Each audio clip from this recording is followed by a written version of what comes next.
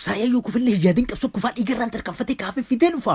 Qabsoo walirraan cittu hamma bilisoomnutti yoomiyyuu itti fufa. Yaabadhu yaa Oromoo haceen hinduuna jira fanjii qabsootu dhohee.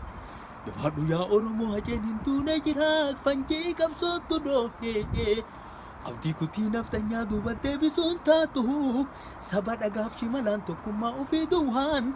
Taankiif xiyyaara moo'e amma kanaan boodatti ilmaan abbaa gadaattu aangoo irra nu jiraan reeffuma awwaalatee manatti galeen taa'u Oromoon dhiiga boo'e.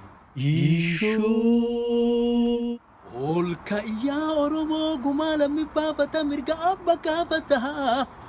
Ol ka'iyyaa Oromoo gumaa lammii baafata mirga abba gaafata. Handhuura Oromiyaa walakkaa keessa jigee dhiigni hacee wayyeessaa dhangala'ee hin hafu siidaa birbirsa gooroo sanachii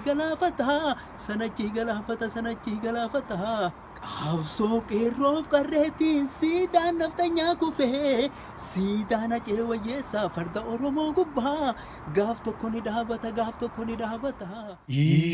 Ishoo hacee silaa ajjeeftee jawaariin ukkaamsita.